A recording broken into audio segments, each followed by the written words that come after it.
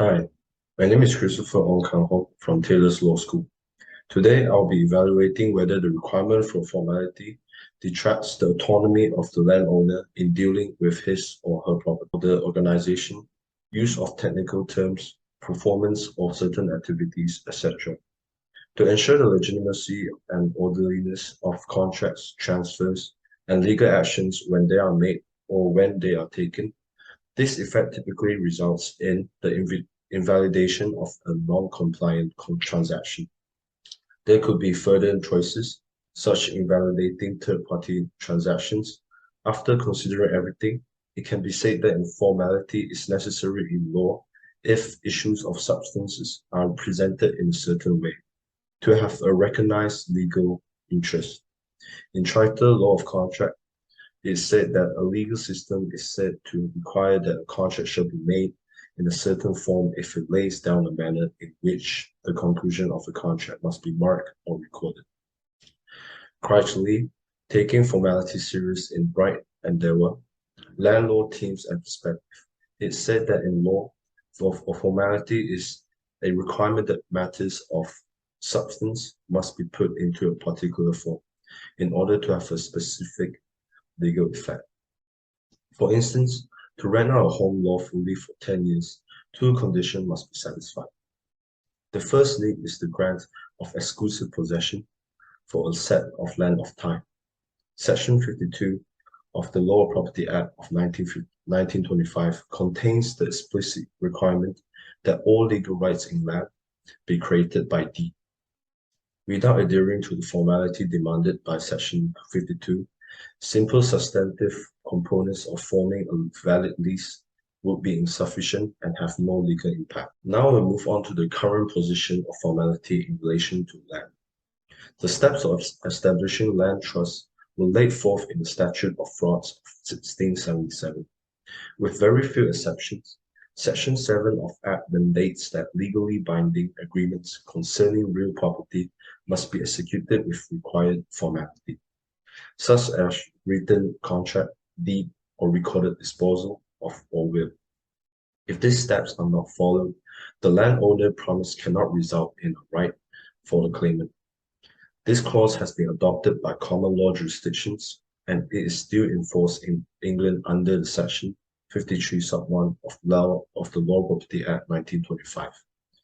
The use of a written instrument is the pertinent formality for the formation of an equitable property right, according to Section 53.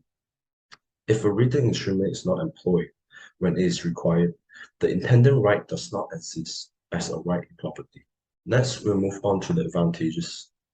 Now, many formalities demand that individuals execute activities in a particular way that is meant to inconvenience them slightly more.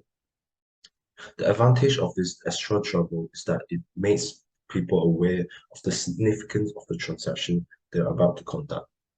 According to Critchley, this will force the parties to stop and reflect and guard against hurried, poorly thought out decisions, which could be regretted in the future. Unfamiliar procedures may also help keep parties from making deals that, unknown to them, have legal repercussions. This may motivate people to seek legal advice and assistance with filling out the required documents.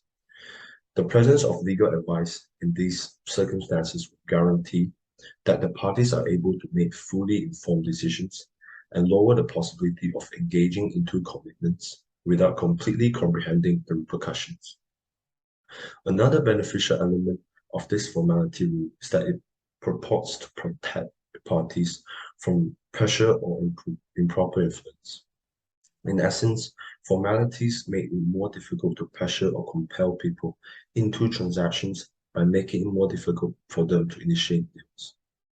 For example, the time it takes to draw, sign, have witnesses attest to, and transmit a deed to a land registry ought to discourage people from employing such pressure, or at the very least make it easier to identify such behavior.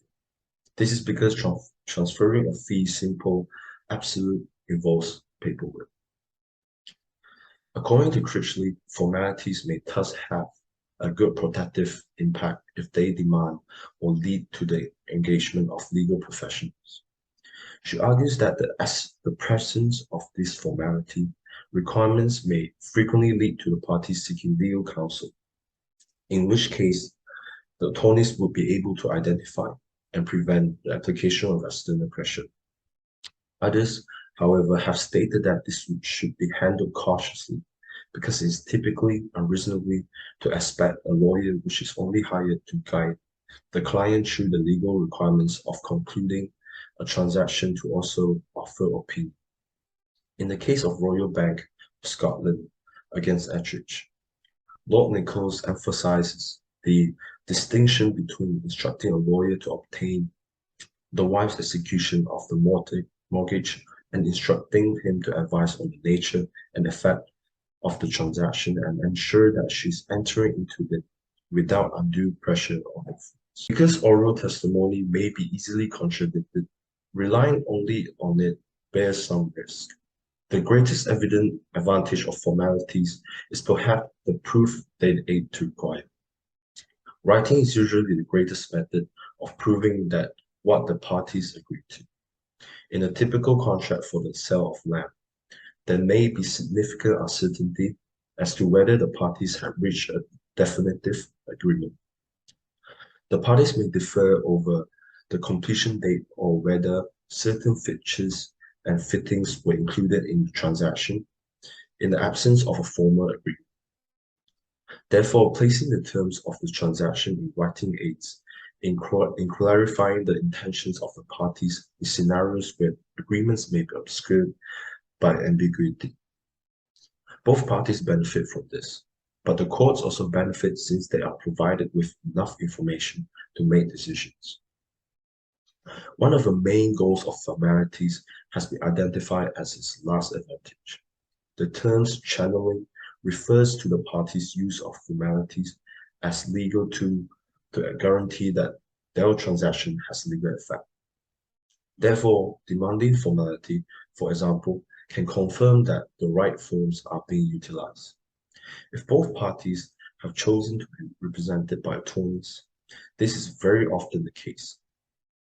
Although these formalities cannot force individuals into hire lawyers, they are a good argument for suggesting that they are so in some situations. Now we move on to this disadvantage.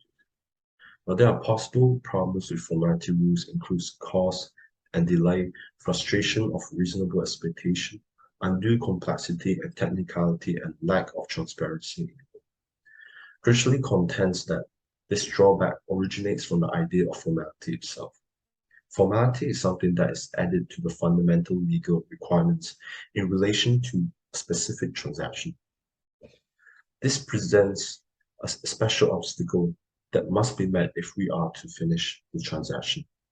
Even if we can get beyond this obstacle, we'll have spent more time and money. This extra expense, which doesn't necessarily come from direct spending, but instead meant to make people's life more difficult. It's thus one of the fundamental downsides of formality.